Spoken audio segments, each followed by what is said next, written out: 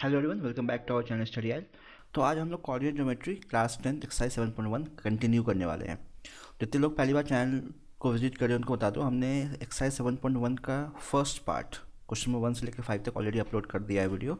आज जो है ये एक्सरसाइज 7.1 का सोल्यूशन हम लोग सेकेंड पार्ट करने वाले हैं। ठीक है, मुझे क्वेश्चन नंबर 6 से कंटिन्यू करेंगे।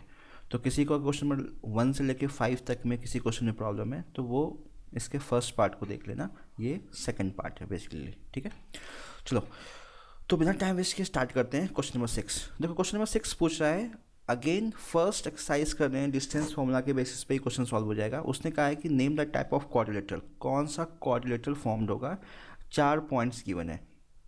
ठीक है, तो अगेन 4 कोऑर्डिनेट्स गिवन है, तो क्वाड्रिलेटरल है तो 4 कोऑर्डिनेट्स तो चाहिए। ठीक है, तो हमने क्वेश्चन नंबर 5 जो किया था एग्जैक्टली सेम क्वेश्चन है। क्वेश्चन नंबर 5 में हमें था ना 4 कोऑर्डिनेट्स गिवन थे, फ्रेंड्स 4 कॉर्नर पे बैठे हुए हैं, हमें प्रूफ करना था कि वो स्क्वायर रेक्टेंगल है क्या है। ठीक है, तो एग्जैक्टली यहाँ भी ये करना हमें 4। देखो जैसे मान लो फर्स्ट पार्ट की बात करें तो एक मान लिया ए गिवन है -1, -2, बी गिवन है 1, 0, सी गिवन है -1, और डी गिवन है -3, 0। ठीक है, तो ये 4 मान लो कोई भी क्वाड्रिलेटरल, ये 4 पॉइंट्स गिवन है ए बी सी डी। अब प्रूफ करना ये कौन सा क्वाड्रिलेटरल होगा। क्लियर, तो जैसे हमने क्वेश्चन नंबर 5 में किया था एग्जैक्टली वही काम करेंगे। तो मैं सबको सॉल्व नहीं कर रहा हूँ, मैं बता रहा हूँ सॉल्व करना कैसे है। डिस्टेंस फॉर्मूला ही लगाना है, लेकिन क्वाड्रिलेटरल प्रूफ करने, क्वाड्रिलेटरल कौन से टाइप का है मैं वो बता देता हूँ। देखो अगर तुमने यहाँ पे चारों, तुम्हें क्या करना पड़ेगा, किस कभी भी दिखाना हो कि क्वाड्रिलेटरल किस टाइप का, सबसे पहले चारों साइड्स निकालो, A B, B C D, D A, इन सब का तुमने लेंथ निकाल दिया, ये निकालना पड़ेगा। अब लेंथ निकालने के बाद ए बी अगर चारों साइड्स इक्वल है, A B is equal to B C is equal to C D is equal to D A, तो इसको सीधा स्क्वायर मत बोलना, ये रोम्बस भी हो सकता है। ठीक है, सीधा हम स्क्वायर नहीं बोल सकते इसको, हम ये रोम्बस भी हो सकता है। तो स्क्वायर प्रूफ करने के लिए 2 चीज़ें हमने क्वेश्चन में 5 में देखा था। फर्स्ट, डायगोनल ए सी और डायगोनल बी डी हो जाए, चारों साइड्स इक्वल है और दोनों डायगोनल इक्वल है, तो ये स्क्वायर होगा, तब जाके ये स्क्वायर होगा। या तुमने ए सी निकाल दिया, डायगोनल ए सी निकाल दिया और पाइथागोरस थ्योरम से दिखा दिया कि ए सी स्क्वायर जो है वो B C square plus A B square का सम है। ए सी स्क्वायर जो है वो B C square plus A B square का सम के इक्वल है। तो कन्वर्स ऑफ पाइथागोरस थ्योरम से ये एंगल 90 हो जाएगा। तो रोम्बस का एक एंगल तुमने 90 दिखा दिया तो वो स्क्वायर हो गया। तो सिर्फ चारों साइड्स इक्वल देखते ही स्क्वायर मत बोल देना उसे, स्क्वायर प्रूफ करें, वो रोम्बस तो होगा ही होगा कन्फर्म है। स्क्वायर के लिए एक एंगल 90 दिखाना पड़ेगा या दोनों डायगोनल इक्वल है वो दिखाना पड़ेगा। ठीक है, अब ये हो गया रोम्बस और स्क्वायर की बात।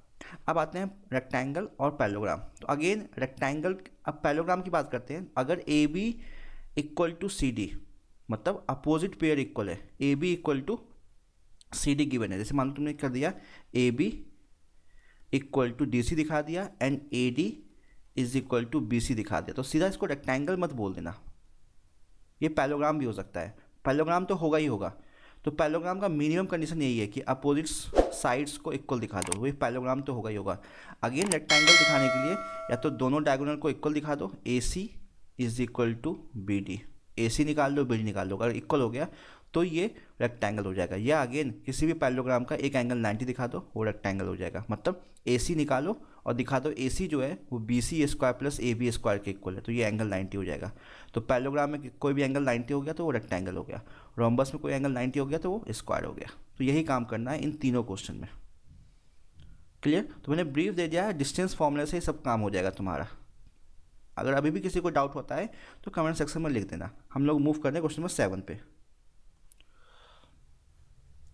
अब देखो 7 में क्या है, find the point on x axis which is equidistant from, वो कह रहा है एक्स एक्सिस पे कोई पॉइंट फाइंड करना है हमें। ठीक है, जो इस पॉइंट से और इस पॉइंट से इक्वल डिस्टेंस पे। तो एक्स भाई, सबसे पहली बात, जब भी ऐसा कुछ हो ना, एक्स एक्सिस पे कोई पॉइंट एज्यूम करना है, तो एक्स एक्सिस पे जो वाई पॉइंट होगा ना, वाई कोऑर्डिनेट वो 0 होता है। तो मान लिया एक्स एक्सिस पे कोई पॉइंट है ए, तो उसका कोऑर्डिनेट जो होगा वो x, 0 टाइप का होगा। 0 इसलिए आया क्योंकि एक्स एक्सिस पे है ये ए, और वो इस पॉइंट से मतलब बी से, बी हमारा क्या है 2, -5, और सी से -2, 9 से इक्वल डिस्टेंस पे। कहने का मतलब एक पॉइंट यहाँ है, एक पॉइंट यहाँ है, एक पॉइंट यहाँ है, तो A B is equal to A C है। तो ए बी निकालो डिस्टेंस फार्मूला से, ए सी निकालो डिस्टेंस फार्मूला से, दोनों को इक्वेट करो। अब यहाँ पे एक चीज़ ध्यान रखना, जब भी डिस्टेंस फार्मूला लगाते हो और दो डिस्टेंस को इक्वेट कर रहे हो कभी भी, तो स्क्वायरिंग कर दिया करो। स्क्वायरिंग करने से क्या होता है, रूट हट जाता है। जैसे मान तुमने ए बी निकाला, तो यहाँ पे ए बी क्या हो जाएगा, ए बी हो जाएगा वही फॉर्मूला, डिस्टेंस फार्मूला लगाएंगे, क्या हो जाएगा x2 माइनस x1 का whole square plus y2 minus y1 का होल स्क्वायर अंडर रूट। और मैंने बोल रखा है, जिसने फर्स्ट पार्ट नहीं देखा इस वीडियो का फर्स्ट पार्ट देख लेना, कि x1 x2 और y2 y1 किसी को भी मान सकते हैं हम। देखिए x1 y1 x2 y2 किसी को भी मान सकते हैं, कोई दिक्कत नहीं है। तो मान लिया ये a हमारा x1 y1 है और b हमारा x2 y2 है, तो ये क्या हो जाएगा x माइनस 2 का स्क्वायर प्लस यहाँ क्या है 0 माइनस माइनस ऑफ 5, तो 0 माइनस माइनस ऑफ 5, तो ये 0 प्लस 5 हो जाएगा, मतलब 5 का स्क्वायर अंडर रूट। ये हो गया ए बी। और अगर यहाँ से ए सी निकालोगे तो ए सी क्या हो जाएगा x माइनस ऑफ माइनस 2। देखो x माइनस ऑफ माइनस 2, तो ये माइनस तो फॉर्मूले के अकॉर्डिंग आता है, और यहाँ पे कोऑर्डिनेट -2 तो -2 रखना पड़ेगा, तो ये हो जाएगा x प्लस 2 का होल स्क्वायर प्लस 0 माइनस 9, तो मतलब -9 का स्क्वायर अंडर रूट। और ये दोनों डिस्टेंस इक्वल है, तो A B is equal to A C है। तो कभी भी दो डिस्टेंस को इक्वल करते हो ना, तो देखो अब ए बी लिखोगे तो ए बी में क्या आ जाएगा, ये आ जाएगा x माइनस 2 का स्क्वायर प्लस 5 का स्क्वायर अंडर रूट, और ए सी क्या आ जाएगा x प्लस 2 का स्क्वायर प्लस -9 का स्क्वायर अंडर रूट। तो अगर स्क्वायरिंग कर दोगे दोनों साइड, तो ये रूट का टर्म कैंसिल आउट हो जाएगा, ये रूट हट जाएगा। इसलिए मैं कहता था कि जब भी डिस्टेंस को इक्वल करते हो डिस्टेंस फॉर्मूला लगा के, तो स्क्वायरिंग कर दिया करो। तो ये हो जाएगा x माइनस 2 का स्क्वायर, 5 का स्क्वायर 25, और ये हो जाएगा x प्लस 2 का स्क्वायर और -9 का स्क्वायर 81। ठीक है, यहाँ से इसको हमें सिंप्लीफाई करना है, तो सिंप्लीफाई करोगे तुम्हारा ये, मैं साइड में कर रहा हूँ, ठीक है, यहाँ पे कर रहा हूँ, ये आ जाएगा तुम्हारा x माइनस 2 का स्क्वायर, मतलब x square plus 4 minus 4x plus 25 is equal to x square plus 4 plus 4x plus 81। तो x square cancel out, plus 4 cancel out, यहाँ माइनस 4x है, यहाँ प्लस 4x है, यहाँ 25 है, यहाँ 81 है, तो माइनस करो ये और सिंप्लीफाई करो, तो ये तुम्हारा क्या हो जाएगा -4x, और इस 4x को यहाँ ले आए तो -8x, और 81 माइनस 25, तो -8x इज इक्वल टू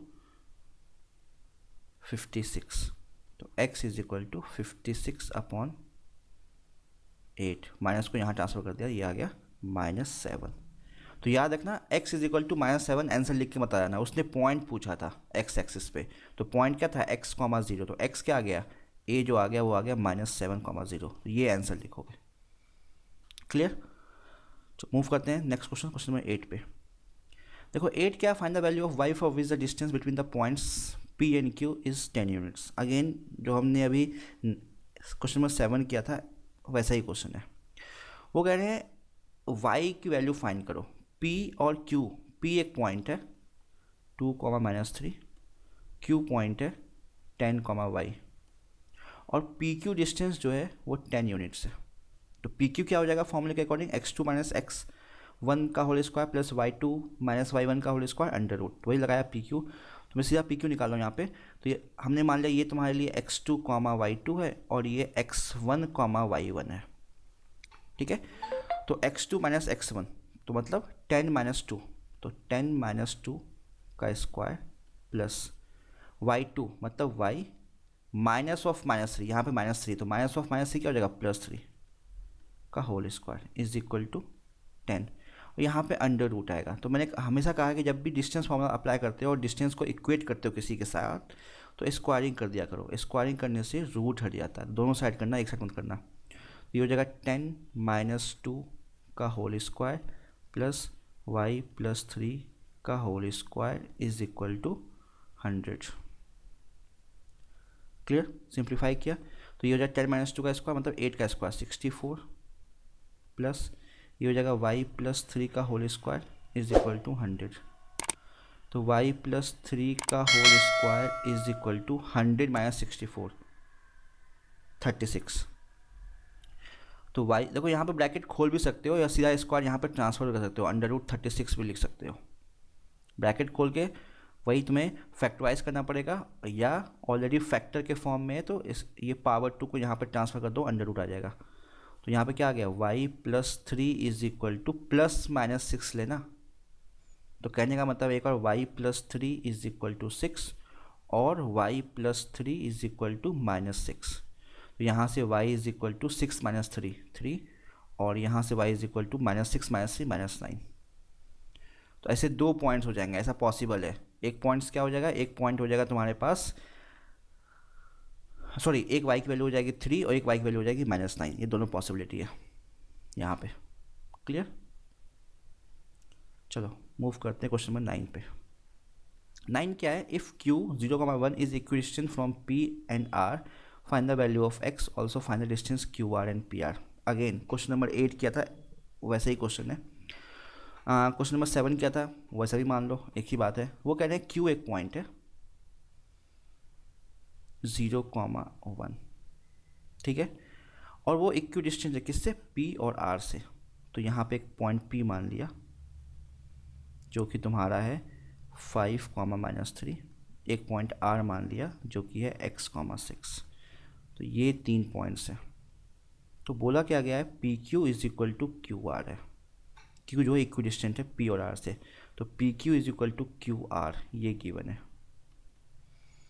तो लगाएंगे डिस्टेंस फॉर्मूला, ठीक है। तो डिस्टेंस फॉर्मूला लगाओगे तो पी क्यू क्या हो जाएगा, पी क्यू हो जाएगा वही x2 minus x1 distance formula. तो इसको मान लिया तुम्हारा x1 y1, इसको x2 y2, या कैसे भी मान लो, इसको मान लो x2 y2, इसको x1 y1, कैसे भी कर लो।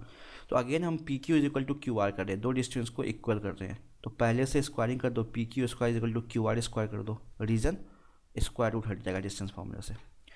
तो 5 - 0 का whole square plus -3 -1 whole square. अब स्क्वायर रूट हट गया, क्यों, क्योंकि यहाँ पे स्क्वायर लगा हुआ है, is equal to Q R x -0 plus 6 -1। x निकालना में, तो 5 का, ये तो 5 का स्क्वायर 25 प्लस -3 -1 -4 का स्क्वायर 16। यहाँ तो x स्क्वायर आ जाएगा, और यहाँ 6 - 5 का स्क्वायर 5 का स्क्वायर मतलब 25, ये कैंसिल आउट। तो x square is equal to 16 आ गया, ठीक है। तो x स्क्वायर इक्वल टू 16 का मतलब x की value +-4, x is equal to ±√16 मतलब +-4। तो x की दो वैल्यू आ गई +-4। तो कहने का मतलब है कि जो तुम्हें ये r जो है वो r की वैल्यू यहाँ पे 2 हो सकती है। एक r हो सकता है 4,6 और या r हो सकता है -4,6। तो दोनों कंसिडर करेंगे। उसने कहा क्यू आर और पी आर निकालो, Q R and P R. तो एक बार क्यू आर जो निकालोगे वो इस पॉइंट के साथ और एक बार इस पॉइंट के साथ। करोगे ऐसा? नहीं करेंगे हम।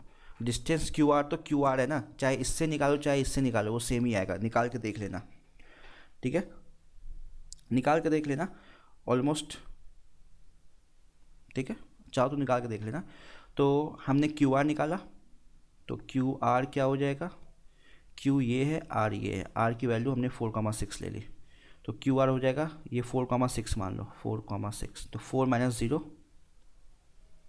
का स्क्वायर प्लस 6 - 1 का स्क्वायर अंडर रूट। तो 4 का स्क्वायर 16, 5 का स्क्वायर 25 अंडर रूट। तो अंडर रूट 41 आ गया। और नेक्स्ट पी आर निकालना है, पी आर निकाल लो। पी आर मतलब ये डिस्टेंस। तो 5 - 4 का स्क्वायर वही 5 - 4 का स्क्वायर प्लस -3 - 6 का स्क्वायर अंडर रूट। तो 5 - 4 1 का स्क्वायर 1, -3 6 - 9 का स्क्वायर 81 अंडर रूट। तो अंडर रूट 82,